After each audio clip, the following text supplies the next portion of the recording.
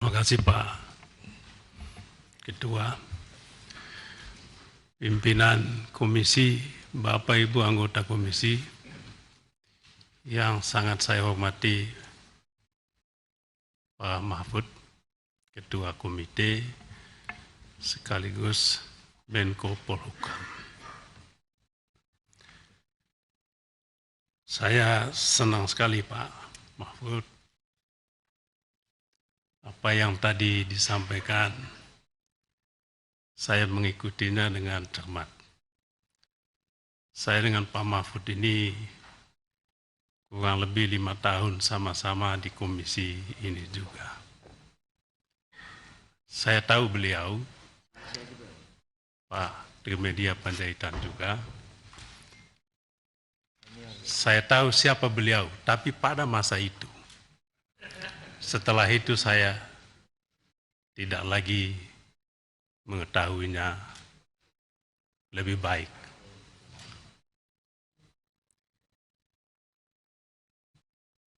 Anggota Dewan punya hak, termasuk hak interupsi. Itu diatur dalam undang-undang ini. Jangan ada anggapan kita bikin-bikin. Yang kedua, hak bertanya. Kadang-kala Pak Mahfud tahu juga, kita bertanya seperti kala lagi polisi tanya klien, tanya atau jaksa tanya terperiksa. Kadang-kala lebih tajam sehingga ada kesan seolah-olah kalau pertanyaannya tajam, Dewan memposisikan pemerintah sebagai bawahannya. Tidak demikian, Pak. Sama halnya juga, kalau DPR atau anggota tidak bertanya, tidak berarti anggota Dewan adalah bawahan pemerintah atau rubber stamp pemerintah. Tidak. Kadang-kala kita tidak tanya, kita amini. Yang kedua, saya ingin dua bagian juga, mohon waktu Pak Ketua, agak panjang, sebab Pak Mahfud yang terhormat secara terbuka kepada khalayak ramai menyampaikan ingin menantang Saudara Beni, Saudara Arsul Sani, dan Saudara Arteria Dahlan. Saya pun menjawab, saya siap menantang. Terima kasih banyak. Bukan untuk siapa-siapa, untuk Indonesia, untuk rakyat.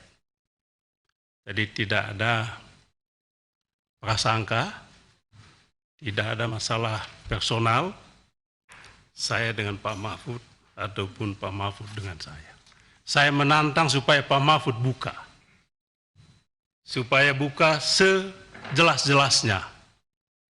Apa yang Bapak sampaikan itu tidak menjadi pertanyaan atau spekulasi atau analisa di publik.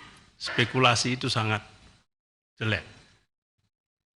Saya termasuk yang punya prasangka jelek atas apa yang disampaikan oleh Pak Mahfud. Sehingga secara terbuka saya mengatakan, apabila Pak Mahfud tidak menjelaskan ini secara lengkap, maka saya menengarai Pak Mahfud punya motif politik. Sekali lagi, apabila tidak ada penjelasan terbuka soal ini, jadi bukan judgement yang sifatnya final, hipotetik, apa yang saya sampaikan. Apalagi setelah Ibu Sri Mulyani menyampaikan juga secara terbuka bantahan atas apa yang Pak Mahfud sampaikan. Maka rakyat bingung, jangankan publik bingung. Kami yang anggota Dewan ini, apalagi oposisi Pak Mahfud, bingung juga. Malah saya tanya-tanya, oh senang juga kita Pak Mahfud ini, ada kawan baru juga.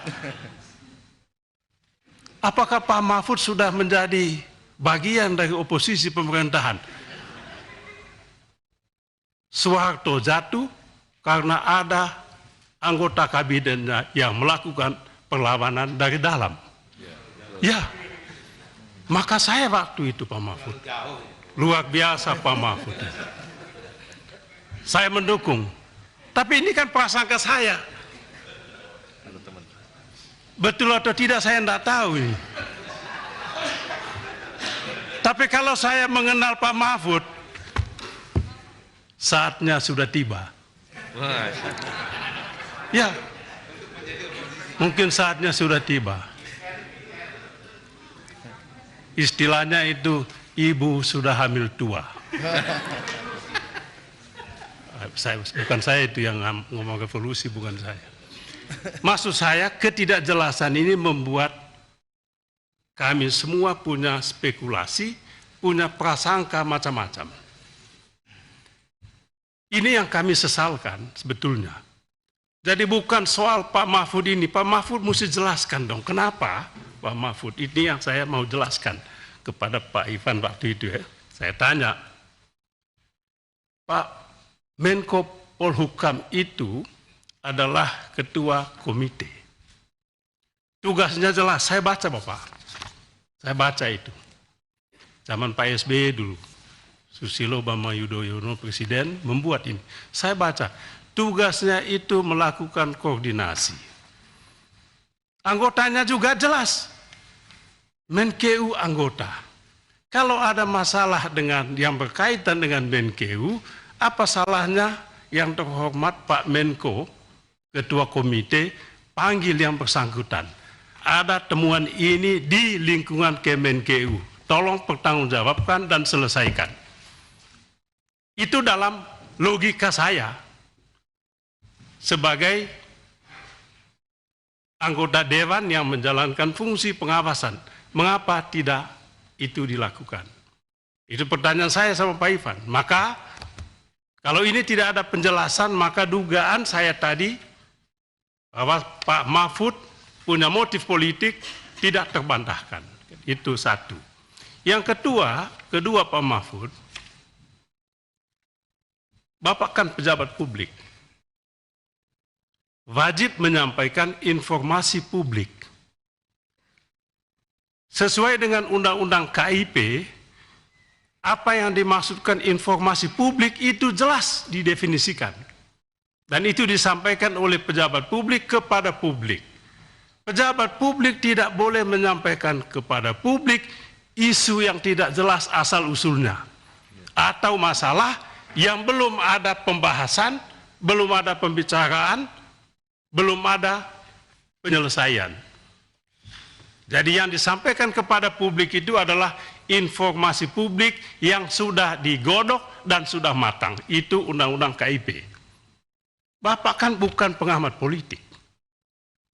Saya bertanya, Pak Mahfud ini pengamat politik seperti belum menjadi Menko Polhukam dulu, atau apa?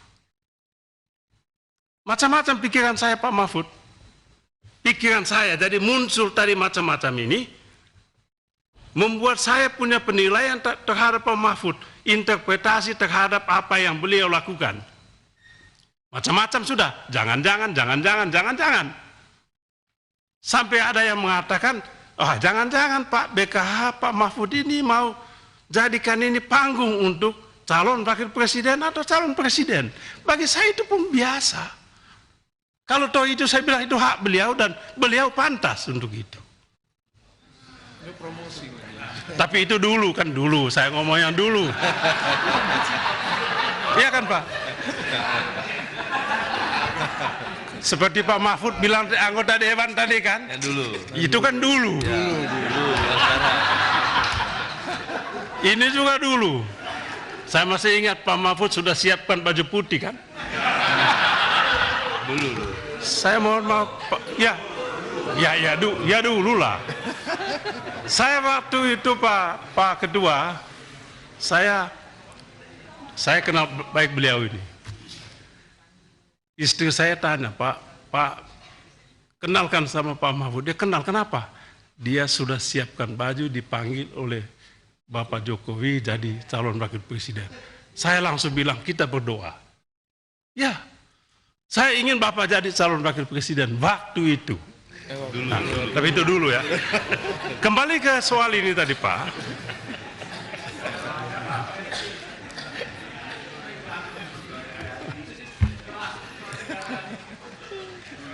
Kembali ke soal ini tadi. Ya. Yang Bapak sampaikan ini, informasi publik ini. Ibu Sri Mulyani menjelaskan kepada Komisi 11.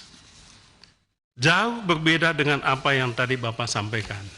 Jadi ini yang membuat kami mohon maaf saja, mana yang harus kami percaya. Ibu Sri Mulyani juga bukan orang sembarangan. Bapak juga begitu.